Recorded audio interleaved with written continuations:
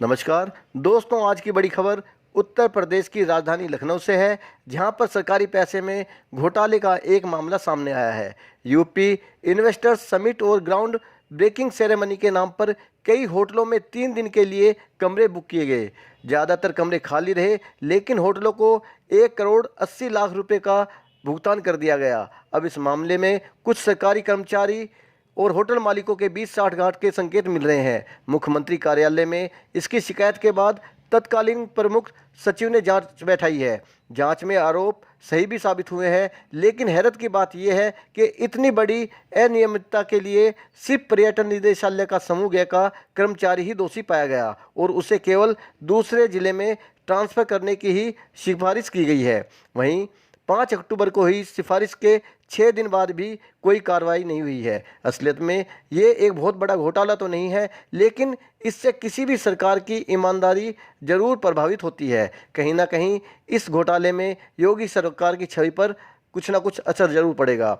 आपको यहाँ बता दें कि इन्वेस्टर्स समिट 2018 और 2019 की ग्राउंड ब्रेकिंग सेरेमनी में पर्यटन विभाग के अधिकारियों ने एक छोटे कर्मचारी को आगे करके उसके जरिए होटलों को मनमाना भुगतान करवाया और कमीशन लिया। जांच रिपोर्ट के मुताबिक समूह ग के कर्मचारी पारिजात पांडे ने अफसरों के इशारे पर देश विदेश से समिट के लिए आए मेहमानों के लिए होटलों में बल्क बुकिंग की। कर्मचारी ने उन कमरों का भुगतान भी कर दिया जिसमें अतिथि नहीं ठहरे थे।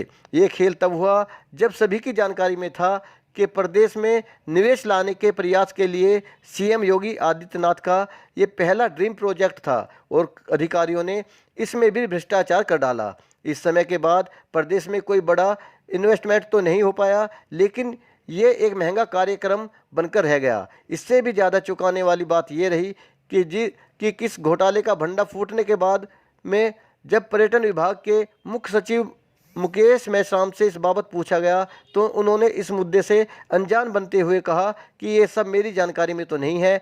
डीजी टूरिज्म की जानकारी में शायद जांच और कार्रवाई की बात हो। मेरी जानकारी में अगर पत्र आता है तो मैं निश्चित तौर पर डीजी को निर्देशित करूंगा। आपको याद दिला दें कि आयोजन के समय औद्योगिक विकास मंत्री की अध्यक्षता में एक बैठक हुई थी, जिसमें पर्यटन विभाग को 1279 कमरे और 54 स्वीट बुक करने को कहा गया था। यह भी तय हुआ कि जिन कमरों में लोग रुकेंगे उन्हीं का भुगतान होगा। इसकी जिम्मेदारी पर्यटन निदेशालय के समूह ग के कर्मचारी पारिजात पांडे को दी गई।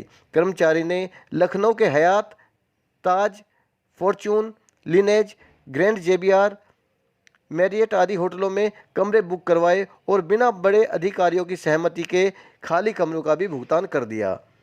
जांच में पाया गया कि ग्रैंड जेबीआर में एक भी व्यक्ति नहीं रुका और यहां बुक हुए 17 कमरों का पेमेंट किया गया है। लेबुआ, फॉर्चून, नोवोटेल, लिनेज में आधे से ज़्यादा कमरे खाली थे, लेकिन भुगतान पूरे 3 दिन के लिए किया गया।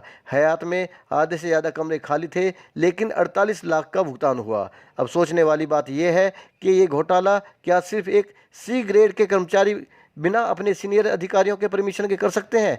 क्या यह संभव है कि इतनी बड़ी पेमेंट एक गैर समूह का कर्मचारी बिना किसी बड़े अधिकारी की सहमति के कर दे? लेकिन गलती का ठीकरा हमेशा छोटे कर्मचारियों के माथे पर फोड़ा जाता है।